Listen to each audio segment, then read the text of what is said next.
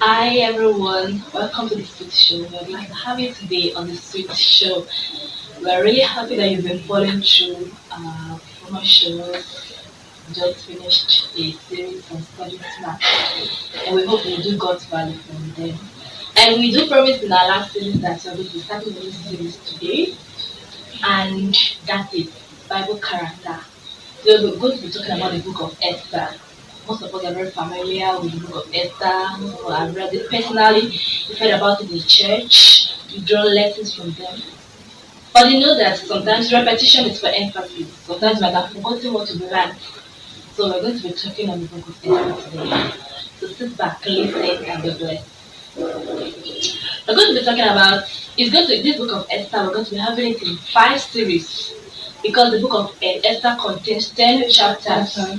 So the 5 series will contain 2 chapters in each of them. Today we're going to be talking about chapter 1 and chapter 2. Well, I'm Joy, this is Esther and Victoria, and we're going to be the one to talk to you about this today. The Book of Esther, as we all know, the meaning of Esther means star, and the book it has some peculiar characteristics, like there was no mentioning of the name of God at any point in time. You can search through your Bible. The Book of Esther, there was no time, there was no at any point in which God's name was mentioned. There was no religious activity, like the people of Israel, they are filled with activity like sacrifices, rituals. It was not at all. There was not the mention of any kind of maybe Jerusalem or the city of this and that. And those are the peculiarities in the Book of Esther. So going over to the book of chapter 1 of the Book of Esther, there's a particular king named King Ahasuerus. You might have said you know this before, but just hope that you follow us through to the end. A king named a king by the name Ahasuerus. He was a king over 127 provinces, all the way from India down to Ethiopia. So his reign was so massive. Okay, let me use the country for example, like Nigeria as a country has 36 states. So I can say these provinces are like the synonym is also a state or an area, a district or a region. So this man was ruling over 127 provinces and he had princes, servants serving under him. So in the 3rd year of his reign, this man organized a feast. We never knew why he organized a feast, but the Bible actually said that when he saw the riches, just to showcase his riches, his wealth, his dominion, so he organized a feast for 180 days. That 180 days should be around, let's say, 30 days makes a month, right? Yeah. 30, that's close to 4 months, I think. About 4 months. Yes. Even I think more than for every day organizing 6 months. Organizing a feast for 6 months. Wow. For people just to showcase its fame. Yes, as you want, according to the law, as you want you eat, buffet serving, and then all these linings, purple, blue, they are not common. They say even the bed was made of gold and silver. You know how rich this man was. So he made a feast. After that 180 days was completed, he had another feast for 7 days for the people in his palace. That was so funny actually. So the Queen Vashti also made a feast, a banquet for the people, for the women there. So on the 7th day, when the king's heart was merry, when you hosted a feast for like 6 months, then 7 days like come to the end, perhaps he was drunk. Sent for Vashti, his wife. Then the queen refused. And the king was very wrong. He was angry. You can imagine that when you requested as your wife, he sent 7 chamberlains. Chamberlains, they are eunuchs actually, they are chief servants themselves in the palace. So he sent them to go and bring his wife to come and showcase her beauty. And the woman refused. And the king was wrong. He was angry.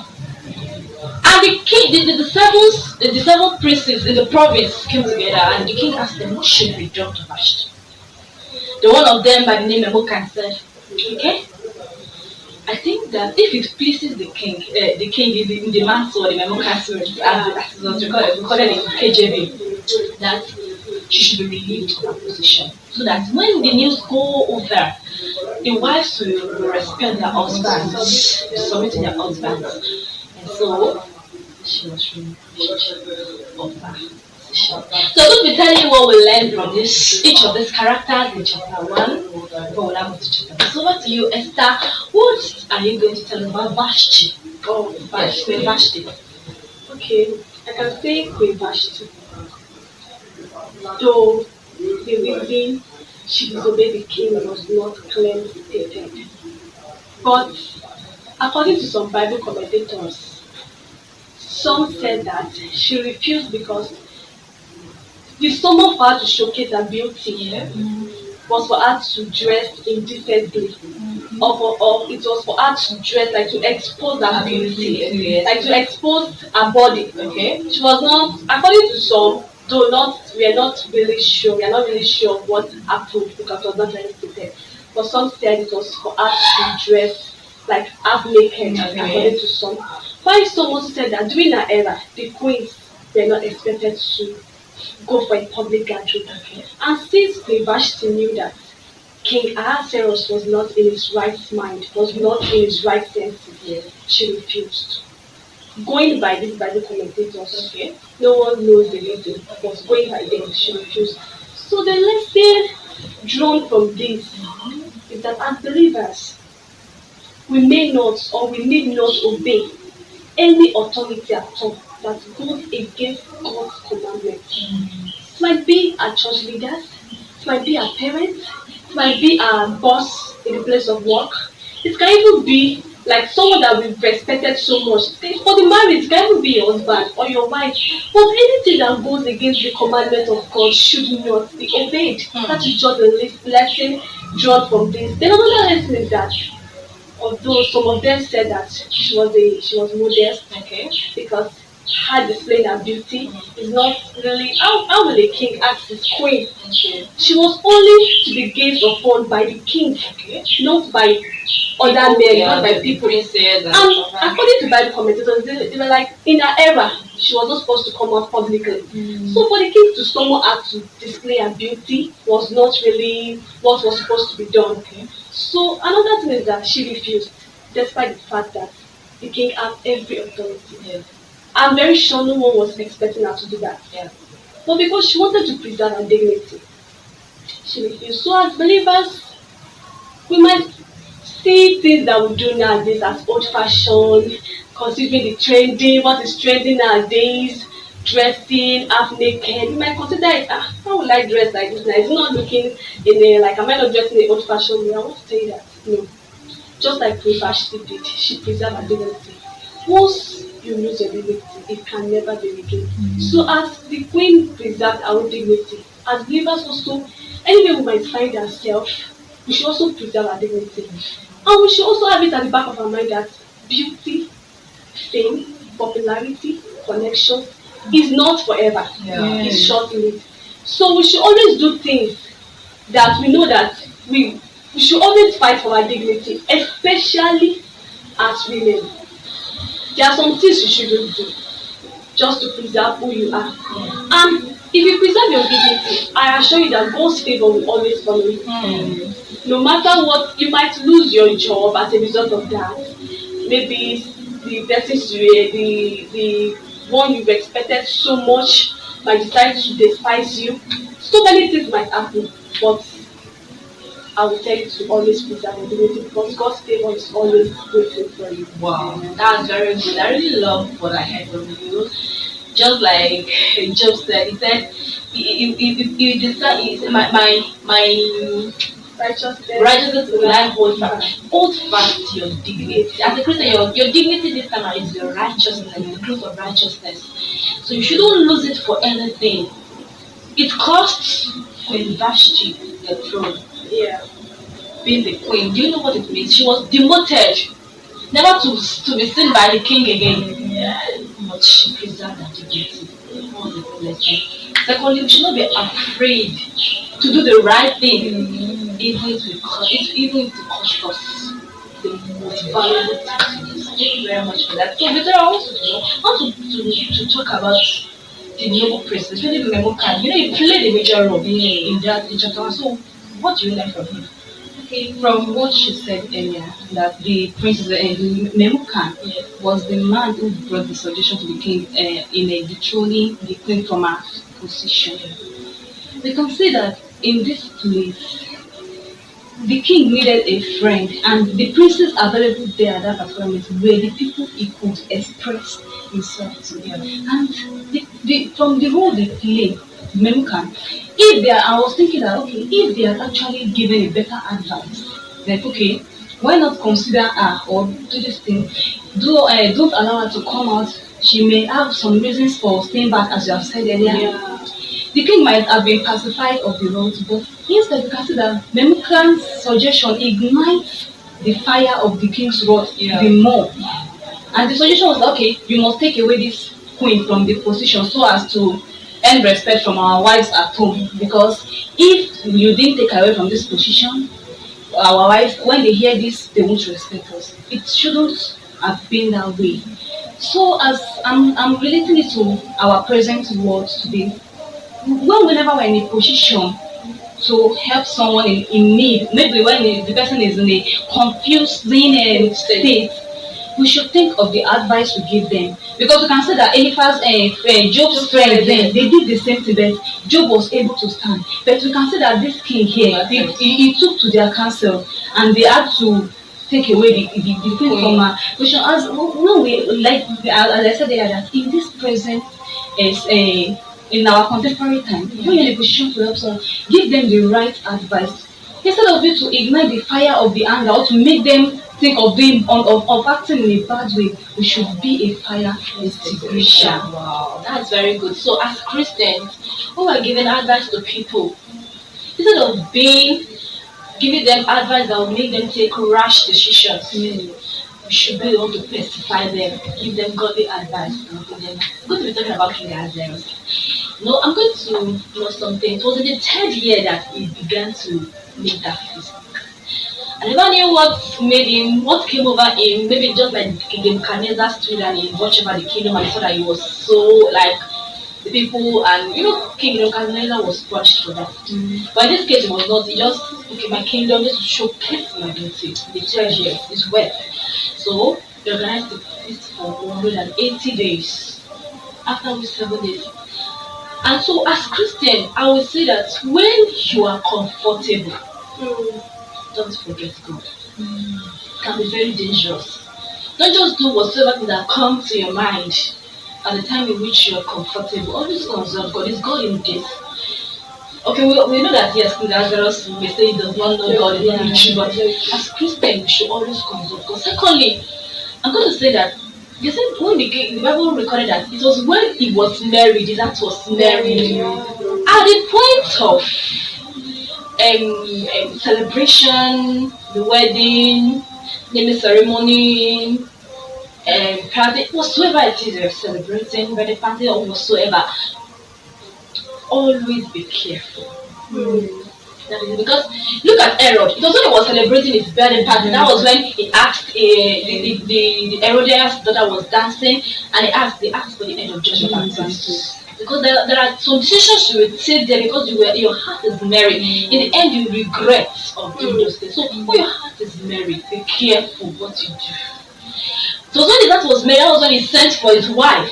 I believe if he was in his right senses, he would have sent for Queen Vashti in the first place. So he sent for his wife. Tell me, King Ahasuerus was very rough. Anger rests in the bosom of a fool. Sorry to say, but that was what the Bible said, and I believe that it was very rough. And what am I going to drop for this? When you are angry, don't take any decision. That is it. Don't take any decision because you are going to surely take some decision that you will regret of later on. Don't take decisions when you are angry. Another thing I'm going to be talking about King Ahasuerus is that everything when Memucan he already knows the king. He knows how to appease to the king's senses if it pleases the king. And the king was like he now said it, and the thing Bible now recorded, the thing pleased the king. It pleased the king. So as it pleased the king, he just stood to the advice. He was not thinking of the consequences. He's not a man of himself. He could not just stand. He does not have backbone to take decisions for himself. And so it pleased him. And he went ahead and took that decision. So when people give you advice, don't just take it, don't grab them, everything. Go back to God and ask God. Even if it pleases you, is it pleasing God? That is it. Even if it's pleasing you, is it pleasing God? And these are the lessons we have learned from chapter 1. I believe you have some lessons there too. You can just write your lessons in the comment box. We're going to see them and show you what you have. So we're going to be going to chapter 2 now. In chapter 2, when King Lazarus' wrath was pacified, when he was calm, after the feast was over, feast that took 187 days. It's not 80 feast, 187 days, first 8 days and then 7 days. So he remembered who he washed. He remembered what she did. And he also remembered the decision that was passed against her. I believe it was sad because now is right there. I believe he had slept right, he had thought through, and he saw that it was actually wrong with that decision. But you know that anything that the king sign cannot be reversed. So one of the servants advised that they gather all the virgins, the children, and beautiful ones actually. So yeah, to come and stay, and anyone that pleased the king. Not that word again, please. The same word that Memo can use if it pleased the king. So anyone that pleased the king will take the vision of fast. So the search began.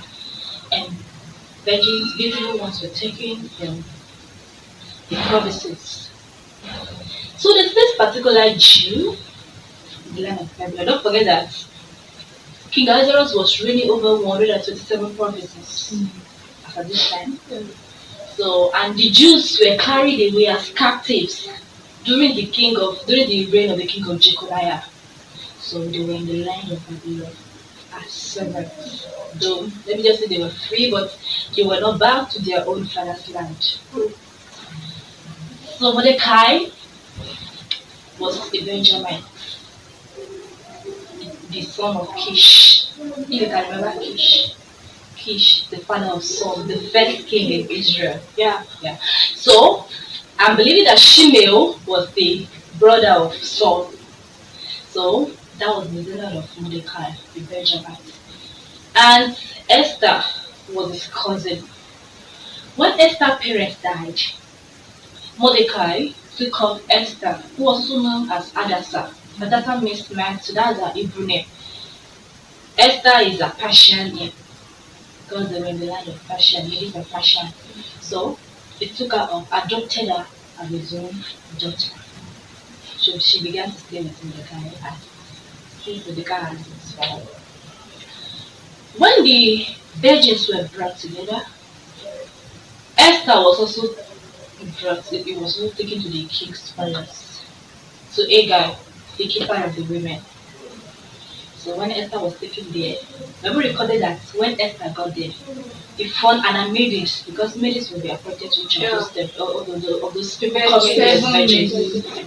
So, and our maidens, she found favor in the sight of Agai, the keeper of the women.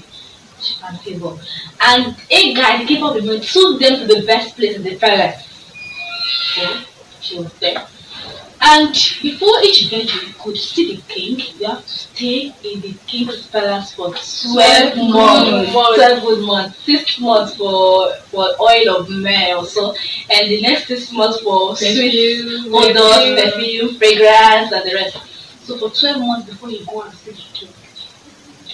And that process took about 4 years before Esther was finally chosen. Because it was in the 7th year of the king.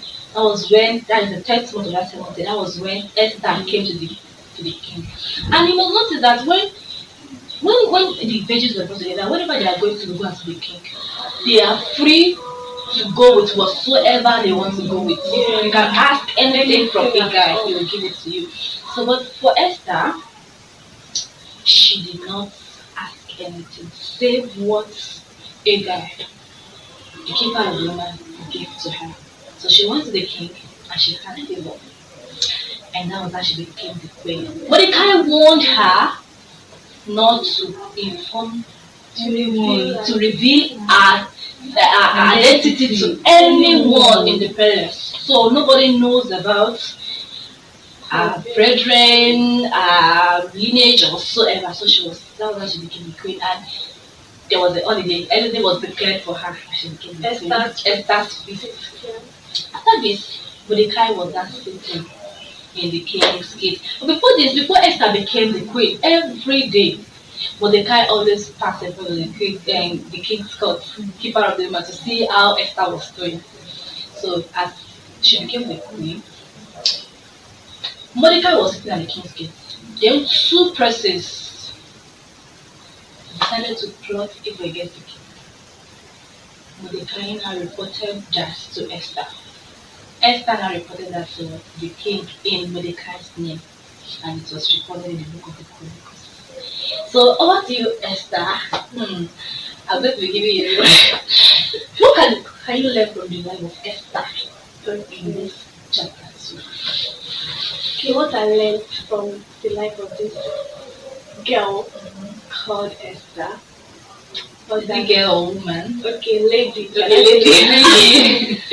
Okay, was that she was humble, she was respectful, she was obedient, and like you said, that she was adopted by Mordecai, her cousin. And with respect to what you said also, that Mordecai asked her never to rebuild her identity. She followed the instruction of Mordecai when she got to the king's palace. Although there are so many hidden facts that are not revealed in the book of Esther. So we're not really told maybe the consent, there was any parental consent to take those virgins. So we just know that Esther was found among the virgins.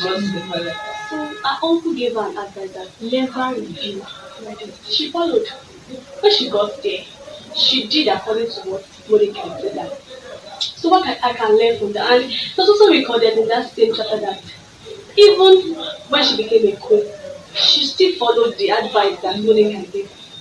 She was not like, am I not the queen? So why should I follow after the advice of this old man? So she kept to it. So she was obedient to Mordecai. Wow. She was humble also. You can also say that she was not covetous. You said it that Agai, that the things Esther went in was just what Agai gave to her. Even when she had opportunity to ask for more. You can see so many maidens ask for more. It might not be recorded, but of a short list, so many maidens asked for more. But Esther went in with only what Agai gave to her. So she was not covetous. And when she entered, what I want to say, when she entered the king's palace, you can see that she found favor with the keeper of the women. So I can see that Esther carried the spirit of favor. When she also went into King Ahasuerus, she also found favor. Not only with the king, but with all other people that were there with the king. So she carried the spirit of favor. So I want to put to you too that, what do you carry? Is it just about beauty? Is it just about wealth? Esther was beautiful, yes. But there are so many maidens that came for the pageant also that are more beautiful than Esther. Although the Bible recorded that Esther was beautiful, yes, the fact still stands that she was beautiful, but she carried the spirit of favor. It was favor that located her in the king's palace, not because of her beauty. And it was because of her, let me say, obedience. She was obedient, she was humble. That was what kept her in the king's palace, and she eventually became a good queen. Wow, what a great lesson. What did you carry?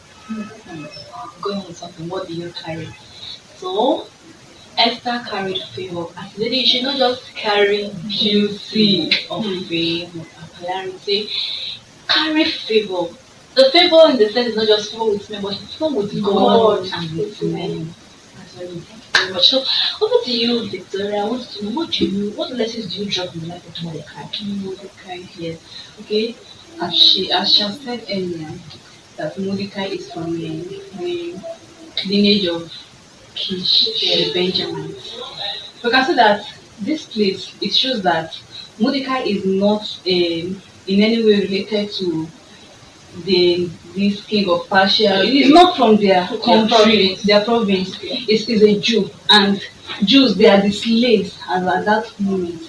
What I'm trying to draw out from this is, I was touched when she said that he adopted Esther as his own daughter. And continually, when Esther was choosing to go to the king's palace for the selection of the best among them, you can see that Mordecai did something that really impressed me.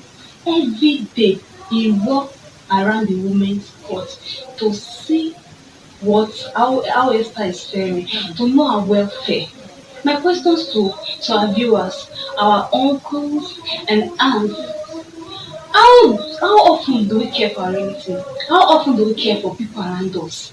At times they might be in need of help and you're in the rightful position. How often do you help others? How often do you extend the arms of love? You can see that in this place, Mordecai adopted Esther. Yes. He did not maltreat her. He did not say, after all, the parents are no longer here. He took her as his own daughter.